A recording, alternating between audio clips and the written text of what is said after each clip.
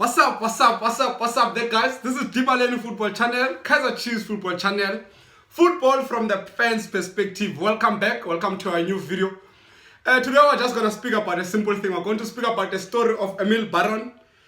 You know Emile Baron, I know him from the days of Kaizer Chiefs, of course. The ones of older generation will know him even better than me from the days he played for Under 23, Hellenic and other teams. But before we do that, if you are new, please let us subscribe, and let us turn on the notification button, and let us like the video. The likes assist us into getting the video, distributed to as many people as possible. I appreciate it. Thank you very much. Let's get to the story of Emile Baron. This year is like 41 years old. I think it's 41 years old. 6 days back, I watched a video on a YouTube channel called Shoot Online, of course, yes, Shoot Online. And then I watched another video as well of Emile Baron being interviewed by Robert Marawa. Rob, of course, was allowing him in his channel to, speak the story of his life. And then almost the same, even on Shoot Online, is almost the same thing. So, Emile Baron is one of the best, goalkeepers we had in the level of Under 23 in South Africa. And he played for Hellenic, started in his professional football. He started for Hellenic at the age of 16. You would understand, you'd imagine he was very young. You'd imagine also the pressures that come with, starting, professional football at that level at the age of 16. More especially being from South Africa. And then played for Hellenic at the age of 16. Then 1999, he left, he went to Norway. He played for a team called Lillestrøm in Norway. He played there from 1999 up until 2005. 2005, he came back to South Africa, came home, played for Kaizer Chiefs, played 2005 up until 2009. Then Kaizer Chiefs, he won some silverware with Kaizer Chiefs, of course, in that period. He won some silverware with Kaizer Chiefs. There was a league also. Kaizer Chiefs won a league in that period. I don't know whether 2 times or 3 times as well. And then he went to Supersport, played in Supersport, won a league with Supersport from 2009 up until 2011. 2011 joined Wits, and then up until 2013 in Wits.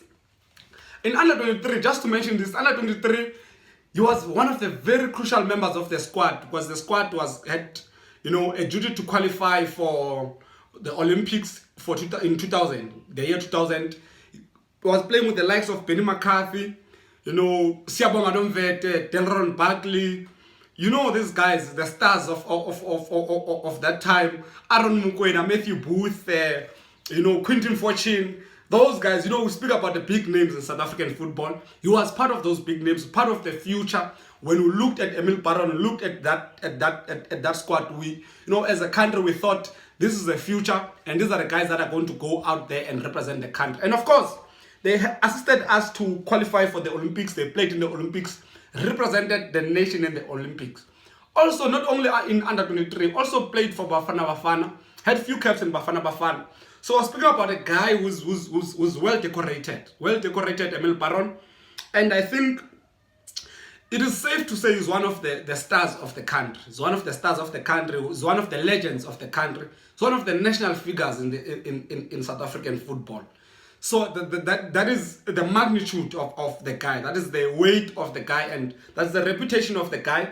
Of course, like any South African, more especially black South Africans who join into the football, not only football, the entertainment industry as well. It comes with a lot of pressures, with a lot of things. So we went through those rough pages, at a very early age. But when he went to Norway, improved his life a lot, improved as a professional footballer, improved as a person, also improved, his life as a human being. By the time he came back to Kaizer Chiefs, we saw a very complete professional.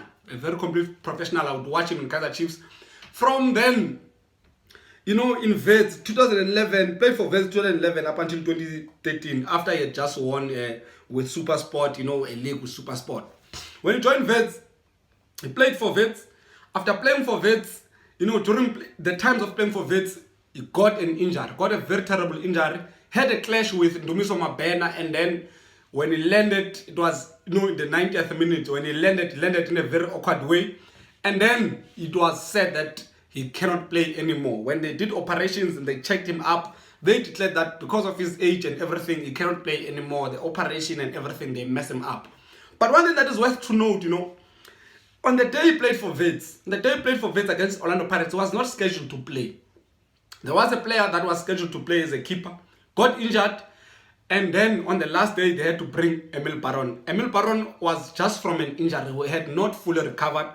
So Wits forced him to come back and play in that game, which he performed up until the 90th minute and got an injury around that time. Then things went south. Since then, he was declared he cannot play. Took him to different, physicians and different doctors, and they said he cannot play. It's not correct, not possible. And then, upon his retirement, they said his lump sum, the money that was supposed to get, was supposed to be 4 million. Very understandable. It's a money that each and everyone right now at this age, even today, you can still build your life on. You can start up some business. You can do something with your life. You can protect, the future of your kids with that money. If you start up a good business, if you use it wisely. Then after some time, the insurance, Wits, and PSL was also, informed of the developments around the story of Emile Baron. They said because of his age and everything, are going to reduce his lump sum of 4 million to 2 million. Reduce it by half. Emile Baron said, no, it's fine. He understands that doesn't really matter at that moment. He just wants his money, just wants to build his life going forward. Just like everyone, just like a normal person. They kept on going to the offices of Wits, kept on going to the offices of PSL, kept on liaising with the insurance, and then get to a point where he was very desperate in life.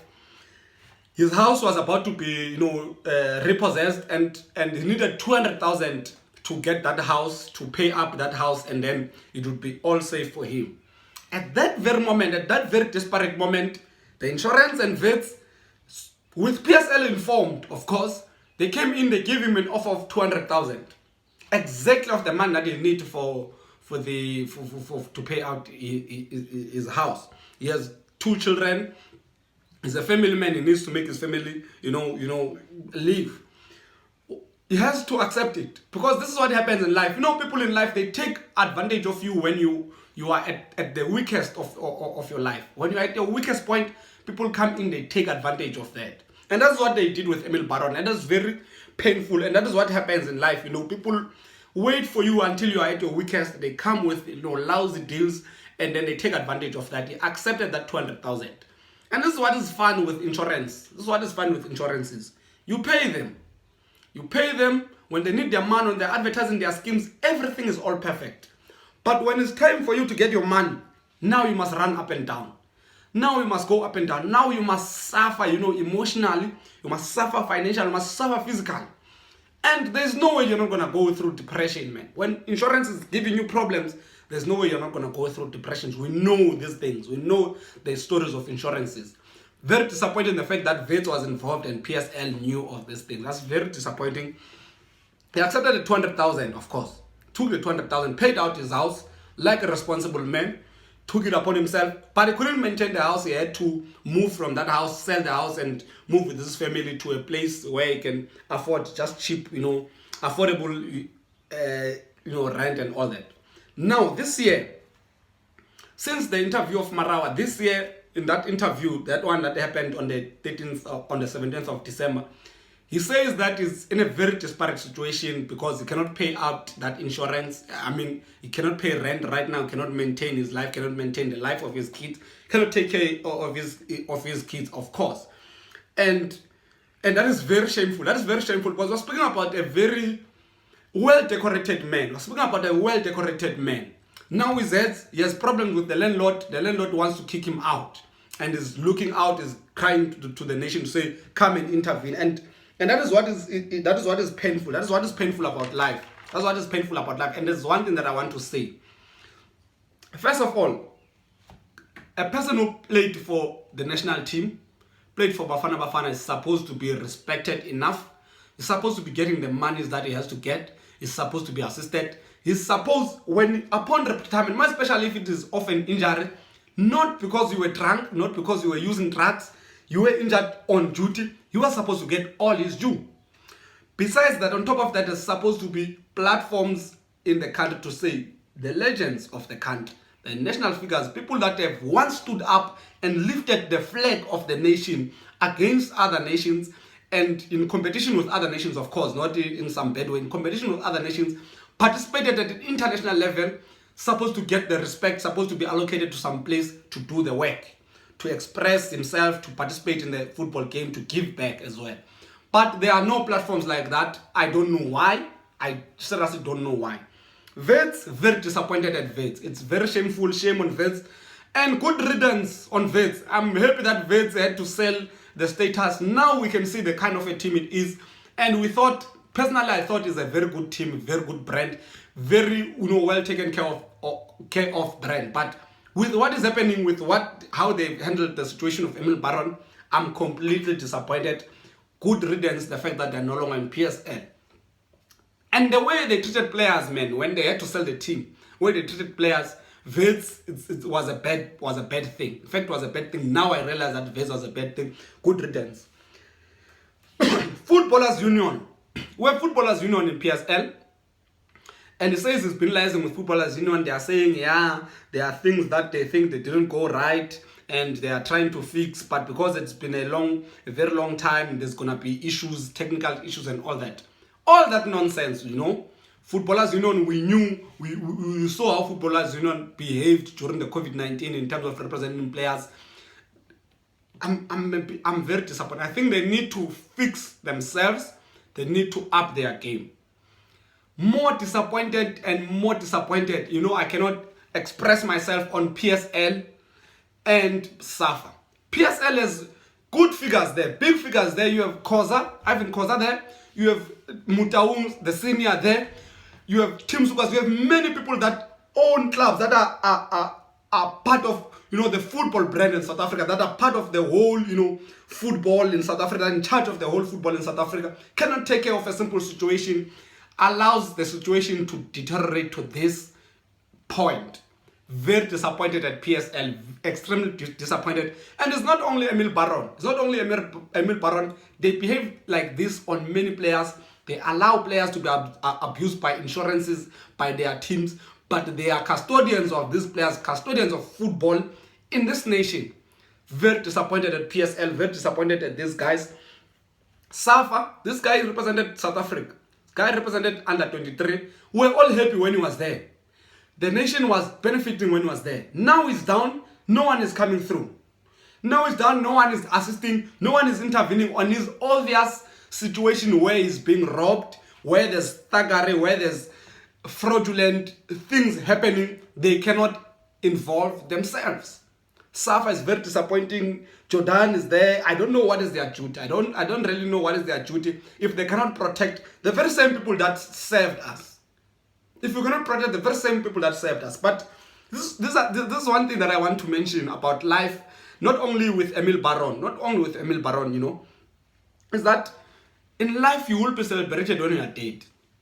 If this guy can die today, if any of these people that serve, the nation dies, you get everyone crying, no, that's very terrible, that's very bad. Of course, this guy was good, this guy represented us, we are very disappointed as a nation, we are mourning, we support the family. All that sort of nonsense. All that sort of fucking nonsense, they will be saying those things once you are dead.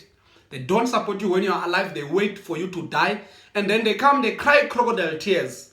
They get some rewards using your name. They speak, they make a lot of political statements using your name when you are dead. When you are dead, when someone is dead, we think as PSL, as SAFA, as this team so-and-so, and Football Union, we need to improve the way we do our relations, the way we react, the way we treat players, the way we do this. We think we are going to do better. Those political statements, nonsensical fucking political statements that don't matter. After 3 days, 4 days, they forget about you. They go eat money. They go have their fun with their families. Forget about you. You are gone. You saved them. You are gone. No one is celebrating you. They celebrate you when you are dead.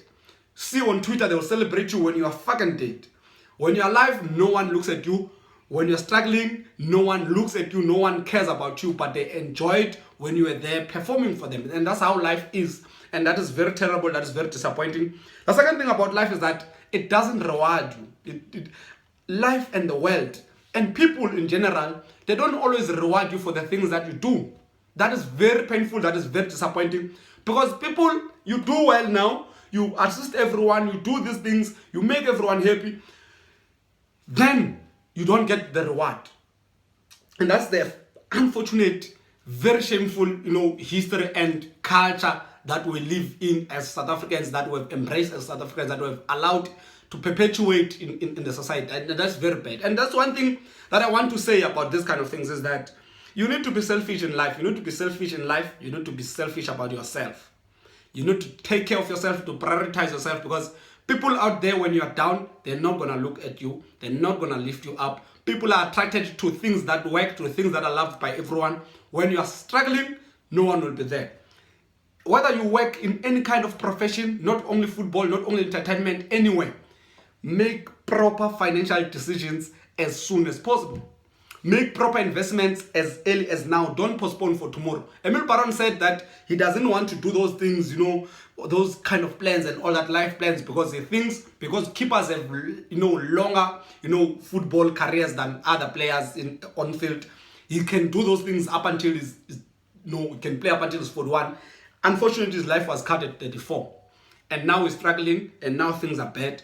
I want to say to you, as young as you are, even if you are 20, even if you are 21, even if you are 22, if you are working, if you have some money, invest it wisely, use it wisely as soon as possible, as soon as now. Don't postpone on things that concern your life. Don't postpone on things that concern your life, because people will not be there. People will not be there tomorrow, and that's how life is. And they don't reward you for the things that you do. And that is what is painful about the history of the nation, about the things that we have embraced in life. We don't reward people for the good things they do. We celebrate them once they are dead. Take care of yourself. Be selfish about your life. Be selfish about your life. Where it's necessary, be selfish. Prioritize yourself. More especially on things that concern your life, your family. If you don't have kids, you're going to have kids. Invest now. If you have your mother, your father, take care of them now. Don't say tomorrow. Don't wait up until tomorrow. You won't be rewarded. Tomorrow, you don't know what's going to happen. You don't know what's going to happen when you walk out of the gate. You don't know what's going to happen when you walk out of the door. You don't know what's going to happen after knocking off your work. You don't know what's going to happen when you are entering your workplace. Make financial good decisions, life decisions as soon as now. Take care of yourself as soon as now. Because people out there, the world is very cruel, my friend. The world is very cruel. People are very cruel. Life is just unpredictable. Otherwise, that is all that I wanted to say from, on my heart. I'm very disappointed at PSL, at SAFA, at Wits, at everyone who's in charge, who's supposed to be taking responsibilities. That is all from me. This is debacle football channel, Kaizer Chiefs football channel, football from the fans' perspective. Thank you very much. Please let us subscribe, let us like. Doesn't cost a thing. Let us share. It doesn't cost a thing. Thank you very much. I appreciate your support. That is all from me. Love and peace.